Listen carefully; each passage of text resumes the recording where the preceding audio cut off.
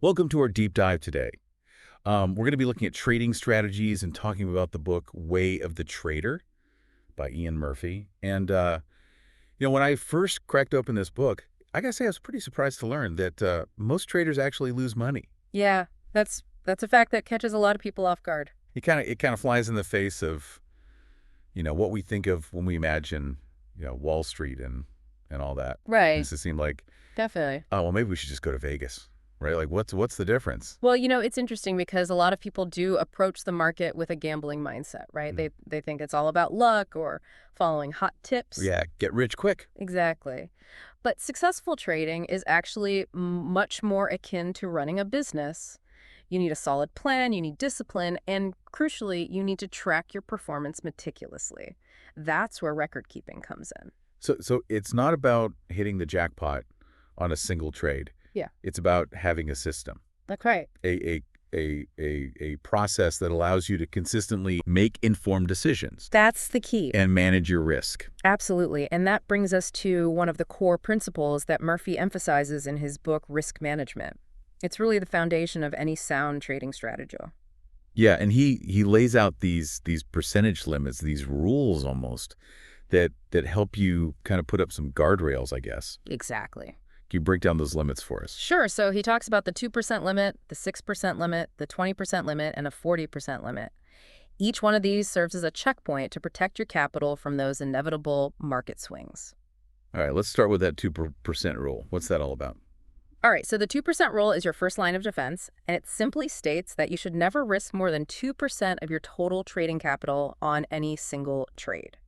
So for example, let's say you have $10,000 in your trading account. Okay. The 2% rule means you wouldn't risk more than $200 on any given trade.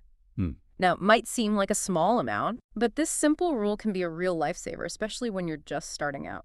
It helps you avoid those catastrophic losses that can wipe out your account and really discourage you from continuing to trade. So it's all about preserving your capital, even if it means maybe missing out on some potential gains? Exactly. You're playing the long game here. Right. It's about consistency and sustainability. Okay, so you protected yourself from blowing up your account on a single bad trade. Right. What about a string of bad trades? Sometimes you just hit a rough patch. Right. What do you do then? Well, that's where the 6% rule comes in. Okay. We've all been there. You have a few losing trades in a row and you just want to get back to even. Yeah, I've definitely been there. Yeah, and that's when emotions can start to cloud our judgment and lead to impulsive decisions. Oh yeah, you start chasing those losses. Exactly, and that's when things can really spiral out of control. So the 6% rule acts as a circuit breaker. It's a forced timeout to protect you from yourself. So how does it work? Basically, if your losses for the month reach 6% of your trading capital, you stop trading for the rest of the month. It's a hard rule, Wow. but it's there to protect you. It's like hitting the pause button, giving you a chance to step back, reflect, and reassess your strategy. I can see how that would be tough to follow though, especially when you're in the heat of the moment. You're feeling that urge to get back in the game and Right. make up for those losses. It takes discipline, but that discipline is crucial for long-term success. Hmm. So we've talked about limiting losses on individual trades and over the course of a month. Right. But what about managing your overall portfolio? Like how much of your capital should be tied up in a single position? That's a great question, and that's where the 20% limit comes in. Okay. It basically says you shouldn't have more than 20% of your trading capital invested in any one stock or asset, no matter how promising it seems. Oh, so even if you think you found the next Apple or Tesla, Yeah. you don't want to go all in. Exactly. Diversification is key. It's about spreading your risk and not putting all your eggs in one basket. Right, right. Don't bet the farm on one horse. Exactly. Okay, so we've covered the 2% rule, the 6% rule, the 20% rule. What about that final limit, the 40% limit? Where does that fit in? Well, the 40% limit relates to something called the risk-reward ratio, which is a crucial concept in trading. It basically means that your potential reward on a trade should be significantly greater than your potential risk. Okay, so you're saying that even if a trade has the potential to make you a lot of money, Right. you also need to consider how much you could lose if it goes against you. Precisely. Yeah. You want to make sure that the potential reward justifies the risk you're taking. I see. So it's not just about winning every single trade. No, It's about making sure that your wins are big enough Exactly. to outweigh your losses. And that's where the risk-reward ratio comes in. It helps you to evaluate the potential profitability of a trade and to make sure that the odds are in your favor. So it's kind of like in basketball. Mm-hmm. A team that hits a lot of three-pointers. Right. Might miss more shots overall. Exactly. But they can still win the game because those three-pointers are worth more. That's a great analogy. It's about having a system that over time generates more profits than losses, even if you don't win every single time. Hmm. Okay. So we've got these rules, these limits to help us manage our risk and protect our capital.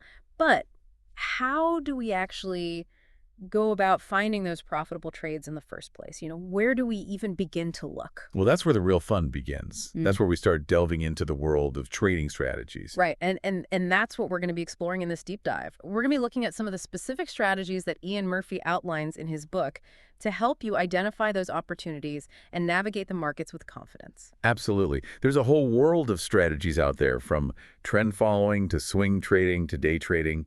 Each one has its own unique approach, its own set of risks and rewards, and it's all about finding the ones that align with your personality, your risk tolerance, and your goals. So it's not a one-size-fits-all kind of thing. Yes. No, not at all. It's about finding what works for you. And that's why it's so important to have a solid understanding of the different approaches and the principles behind them. Exactly, because once you have that knowledge, you can start to build your own trading system, a system that gives you an edge in the market and helps you achieve your financial goals. All right, well, let's dive into those strategies then. Let's see what Ian Murphy has to offer. Let's do it. So, we've talked about risk management and different types of trading strategies. Yeah. But I think one of the most compelling aspects of Murphy's book is his emphasis on the psychological side of trading. So it's not just about, the numbers and the charts and the technical analysis. That's so much more than that. It's about mastering your own mind. Exactly, because at the end of the day, trading is a highly emotional endeavor. Oh, yeah. You're dealing with real money, there are real risks involved, and it's easy to get caught up in the ups and downs of the market. Yeah, you can get greedy when you're winning Okay. and then panicked when you're losing. Precisely. And those emotions can lead to impulsive decisions that can sabotage your trading plan. Right, so how do we control those emotions? How do we Yeah. develop that kind of mental toughness that we need to succeed in trading? Well, Murphy introduces this fascinating concept called the 6 paramitas, which he's adapted from Buddhist philosophy. The 6 paramitas. Yeah, and these are essentially 6 virtues that can help you cultivate a winning mindset, not just in trading, but in life as well. Okay, so we're talking about like virtues like honesty and integrity and things like that. Yeah, those are certainly important, but these paramitas are a bit more nuanced. They're more about developing a certain way of thinking and being that can help you navigate the challenges of trading and life more effectively. All right, I'm intrigued. Let's break these down then. What's the first paramita? The first one is generosity. Generosity. That seems a bit counterintuitive when we're talking about trading. Yeah. It's a competitive field. Everyone's trying to make money. I know it might seem strange at first, but in this context, generosity is really about letting go of attachment to outcomes. Okay, so it's about accepting that you're not going to win every trade. Right, and being okay with that. Letting go of that need to control the outcome. Exactly, because the truth is you can't control the market. You can only control your own actions and reactions. Okay, that makes sense. What about the second paramita? The second one is discipline. Discipline.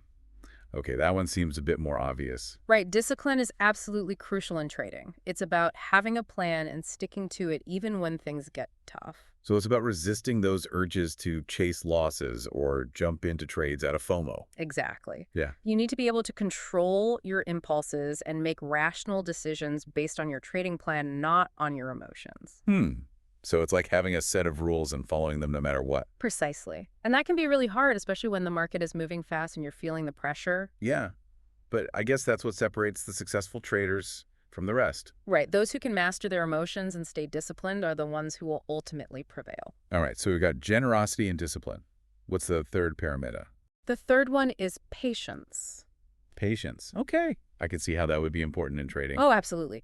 Patience is essential because the market doesn't always move at the pace we want it to. Yeah. Sometimes you have to wait for the right opportunities to present themselves. So it's not about jumping into every trade that looks good. No, it's about being selective and waiting for those high probability setups that align with your trading strategy. Right, so it's about having the discipline to say no to certain trades, even if they look tempting.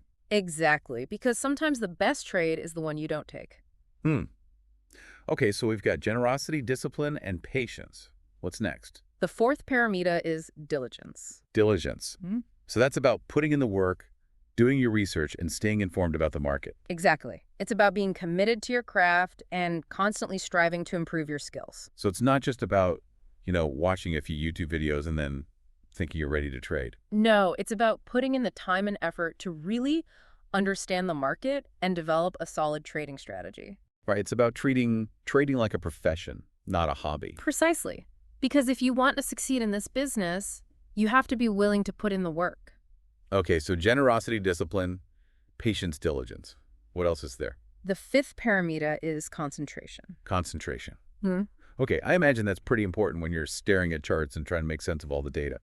Absolutely. Concentration is crucial in trading because it allows you to stay focused on the task at hand and avoid distractions. Right, because it's easy to get sidetracked. You've got social media, you got the news, you got all these things competing for your attention. Exactly. And if you're not careful, those distractions can lead to costly mistakes. Yeah, you might miss a key signal or make a trade based on emotion rather than logic. Precisely. So concentration is all about being present in the moment and focusing your mental energy on the task at hand. Okay, so we've covered 5 paramitas: generosity, discipline, patience, diligence, and concentration. What's the final one? The sixth and final parameter is wisdom. Wisdom.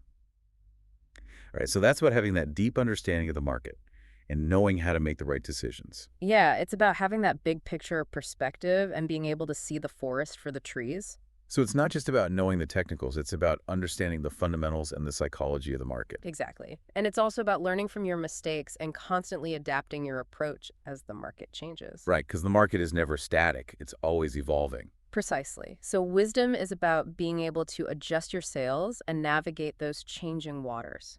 Hmm.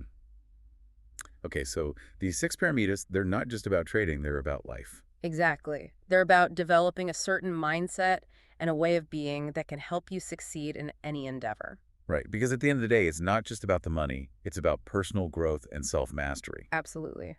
And that's one of the things I really appreciate about Murphy's approach. He recognizes that trading is not just a technical pursuit, it's also a psychological and spiritual journey. And I think that's something that a lot of traders overlook. Right. They get so caught up in the mechanics of trading that they forget about the importance of developing their inner game. Yeah, and I think that's one of the reasons why so many traders struggle, because they're not addressing those psychological barriers that are holding them back. Exactly. And that's why I think these 6 paramitas are so valuable.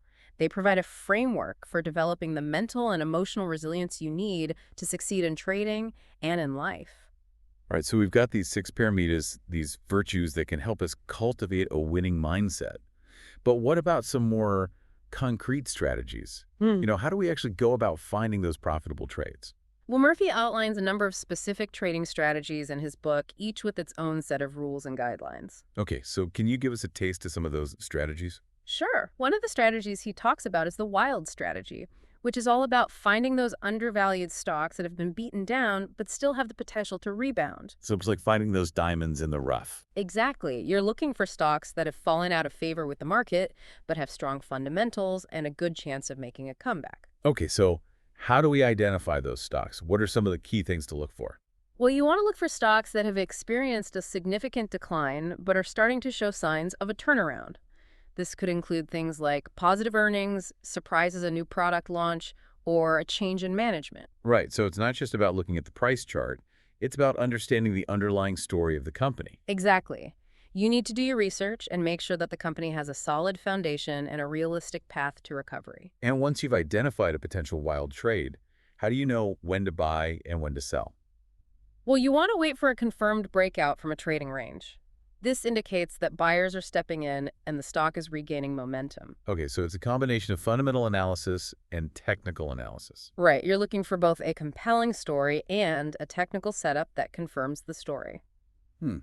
That sounds like a strategy that requires a bit of patience and discipline. It does, but it can be very rewarding if you're willing to put in the work.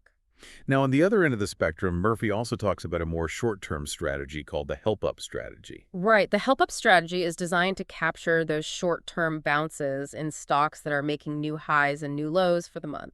So it's a bit more of an active trading strategy. It is. It's for traders who are comfortable with a bit more risk and who are able to monitor the market more closely. Okay, so how does the help-up strategy work? Well, it's a mechanical system, meaning it relies on a specific set of rules and indicators to generate trading signals. Okay, so what are those indicators? It uses a combination of indicators, including the help and pessimism indicators, which are based on new high, new low data. Hmm. And what do those indicators tell us? Well, the help indicator measures buying pressure, while the pessimism indicator measures selling pressure. Okay, so when the help indicator is rising, it's a sign that buyers are stepping in. Right, and when the pessimism indicator is falling, it's a sign that sellers are backing off. So those are our buy and sell signals. Exactly. You buy when the help indicator crosses above a certain threshold, and you sell when the pessimism indicator breaks below a certain level. And how do we manage our risk with the help-up strategy? Well, like any trading strategy, risk management is crucial with the help-up strategy. You want to use a combination of initial stops and trailing stops to protect your profits and limit your losses. Okay, and what are those? An initial stop is a predetermined price level at which you will exit a trade if it goes against you. So it's like a safety net. Exactly. Yeah. And a trailing stop is a stop-loss order that is adjusted as the trade moves in your favor. Okay, so it's like a dynamic safety net that moves with the trade. Exactly. It helps you lock in profits and protect yourself from giving back too much if the trade reverses. So it sounds like the help-up strategy is a bit more complex than the wild strategy. It is. It requires a bit more technical understanding and a willingness to monitor the market more closely. But it also has the potential for quicker profits. Right. The help-up strategy is designed for traders who are looking to capture those short-term swings in the market. Okay, so we've got a taste of two different trading strategies. The wild strategy for longer-term investors and the help-up strategy for more active traders. Mhm. But I imagine there are many other strategies out there. Oh, absolutely. There are countless trading strategies that you can explore. It's all about finding the ones that align with your personality, your risk tolerance, and your trading goals. And that's why it's so important to have a solid foundation in trading principles. Exactly. Because once you understand the basics, you can start to experiment with different strategies and find what works best for you. Right, so it's not about blindly following someone else's system. No, it's about developing your own unique approach to trading. Okay, well, I think we've covered a lot of ground today, but before we wrap up, I wanted to touch on one last point that Murphy emphasizes in his book, Okay. and that's the importance of keeping a trading diary. Yes. The trading diary is an invaluable tool for any trader. So it's not just about, tracking your trades in a spreadsheet. No, it's much more than that. It's about reflecting on your trades and understanding your own thought processes. Precisely because the trading diary is a place where you can record your emotions, your observations, and your insights. So it's like having a conversation with yourself about your trading. Exactly. And by doing that, you can start to identify patterns in your behavior and understand how your emotions are impacting your trading decisions. So it's about becoming more self-aware. Absolutely, because self-awareness is the key to improvement in any field, and trading is no exception. Right, because if you're not aware of your own biases and tendencies, you're more likely to repeat the same mistakes. Precisely. So the trading diary is a powerful tool for developing self-awareness and improving your trading performance. Okay, well, I think that's a great place to leave it for today. We've covered a lot of ground in this deep dive, from risk management to trading psychology to specific trading strategies. It's been a fascinating exploration of Ian Murphy's way of the trader. And we hope that our listeners have gained some valuable insights that they can apply to their own trading journeys. Absolutely. It's interesting because even if you never actually use these specific strategies like the wild or the help up, Yeah. just understanding the principles behind them can make you a better trader overall. It's like having more tools in your toolbox. Exactly. The more you understand about different approaches to the market, Yeah, the better equipped you'll be to make informed decisions. that makes sense. And one thing I really appreciate about Murphy's approach is that he doesn't just focus on the technical aspects of trading. Right. He also emphasizes the importance of developing a strong psychological foundation. Yeah, we talked about those 6 parameters. Exactly. Yeah. Those virtues are so crucial for navigating the emotional ups and downs of the market. Because it's so easy to let your emotions get the best of you when you're trading. It really is. You get excited when you're winning, and then you get scared when you're losing. Yeah, and then you start making impulsive decisions. Exactly. And that's when you can really get into trouble. But so how do we develop that kind of emotional detachment that we need to trade successfully? Well, it's not easy, that's for sure. Right. It takes time and practice. Yeah. But I think one of the most effective tools for developing that emotional resilience is keeping a trading diary. A trading diary. Yeah. It might seem a little old school in this digital age. Yeah, I was going to say, isn't that kind of like, pen and paper and... Yeah, exactly. But there's something about the act of writing things down Okay. that really helps you to process your thoughts and emotions. So it's not just about tracking your wins and losses. No, it's about going deeper than that. Okay. It's about reflecting on your trades and understanding why you made the decisions you did.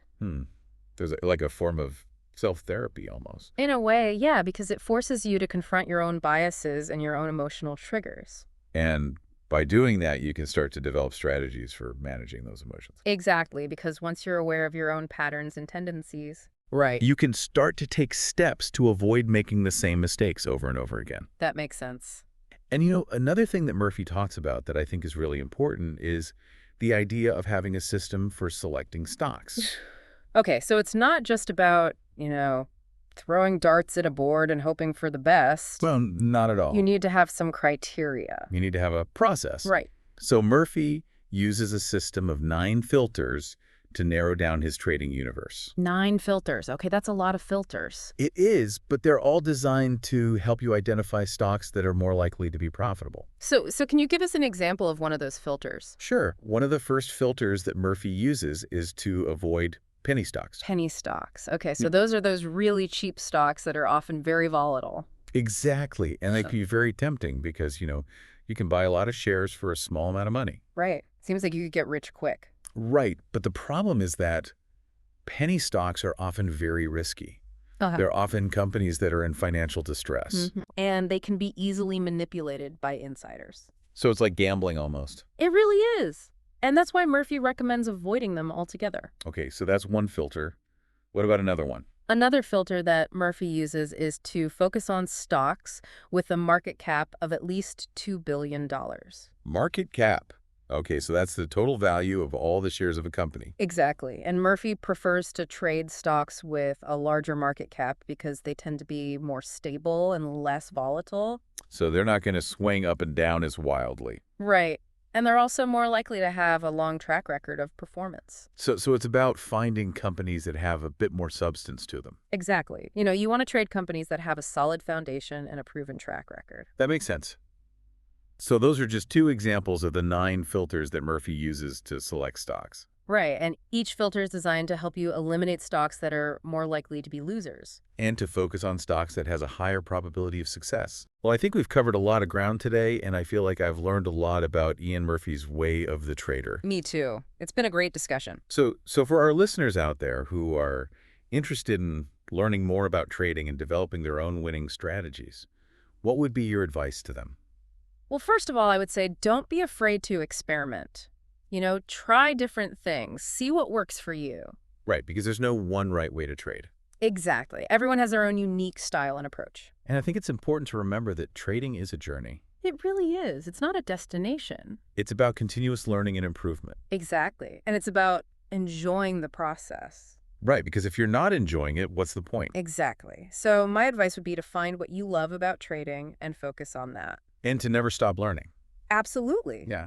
Because the market is always changing and you need to be able to adapt. Well, I think that's a great note to end on. So thank you so much for joining us today for this deep dive into the way of the trader. It's been my pleasure. And for our listeners out there, we hope you found this episode insightful and informative. We hope it's inspired you to take your trading to the next level. And to remember that the journey is just as important as the destination. Absolutely. Happy trading, everyone. Take care.